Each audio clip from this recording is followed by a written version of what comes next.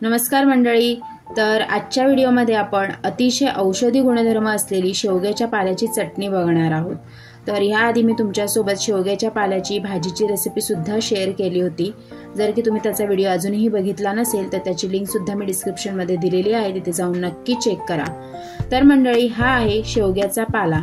याला इंग्लिश मध्ये moringa leaves असं म्हणतात। हे अतिशय हेल्दी आहे, आपल्या शरीराला हे खूपच चांगलं आहे आणि डायबिटीसला तर अजूनही चांगलं आहे। ह्याचे हेल्थ बेनिफिट्स म्हणजे ह्याच्यात कॅल्शियम आहे, आयर्न आहे, पोटॅशियम आहे, विटामिन ए, सी आणि अँटीऑक्सिडंट सुद्धा आहे। तर आज मी तुम्हाला ह्याची चटणी कशी बनवायची ते आपण बघणार आहोत। तर आपल्याला पहिल्यांदा ही निवडून घ्यायची आहेत। ह्याची आपल्याला फक्त पानंच घ्यायची आहेत। तर तुम्ही ते बघू शकता, अशा प्रकारे मी संपूर्ण पानं आहेत ती काढून घेतलेली आहेत, त्यांना स्वच्छ धुवून घेतलेलं आहे। धुतल्यानंतर आपल्याला ही पानं पुसून घ्यायची आहेत किंवा तुम्ही फॅन खालीही सुकवून घेऊ शकता।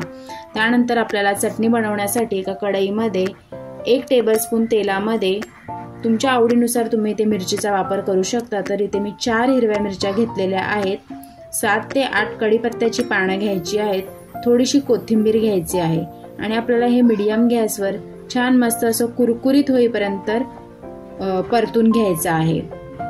तर आता हे आपलं हे परतून झालेलं आहे। आता ह्यामध्ये आपण शेवग्याची पानं ॲड करूयात। ही सुद्धा आपल्याला मीडियम गॅसवर कुरकुरीत होईपर्यंत परतून घ्यायची आहेत।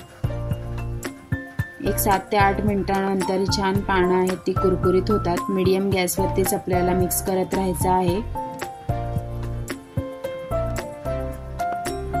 तर हे बघा, असं पानं, हिरवी मिरची, कोथिंबीर, कढीपत्ता छान मस्त असं क्रिस्पी झालेलं आहे। आता आपल्याला ह्याच्यासाठी लागणार आहेत शेंगदाणे, ते सुद्धा आपण कढईमध्ये भाजून घेऊयात। तर इथे मी एक छोटी अर्धी वाटी शेंगदाणे घेतलेले आहेत। किती पानं तुम्ही घेता त्यानुसार सगळं साहित्याचा वापर करायचा आहे आपल्याला। त्यानंतर इथे 2 टेबलस्पून मी इथे पांढरे तीळ घेतलेले आहेत, ते सुद्धा छान भाजून घ्यायचे आहेत आपल्याला। आता आपण यामध्ये घालूया 3 चमचे सुकं खोबऱ्याचं किस, ते सुद्धा छान परतून घ्यायचं आहे। गॅस बंद करायचा आहे आणि थंड होऊन मग मिक्सरला आपल्याला ह्यामध्ये जी आपण भाजी परतून घेतली होती ती घालायची आहे। चवीपुरतं मीठ घालायचं आहे आणि मिक्सरला छान ह्याची अशी भरडच पावडर करून घ्यायची आहे।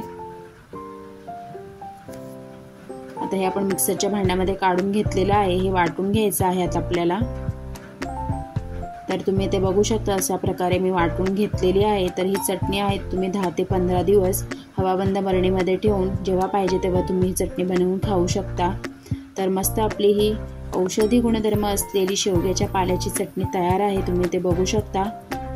तर कशी वाटली माझी रेसिपी कमेंट करून मला नक्की कळवा आणि तुम्हाला जर की रेसिपी आवडली असेल तर लाईक करा, शेअर करा, सबस्क्राईब सुद्धा करा, जास्तीत जास्त आपल्या मित्रमैत्रिणींसोबत शेअर करा।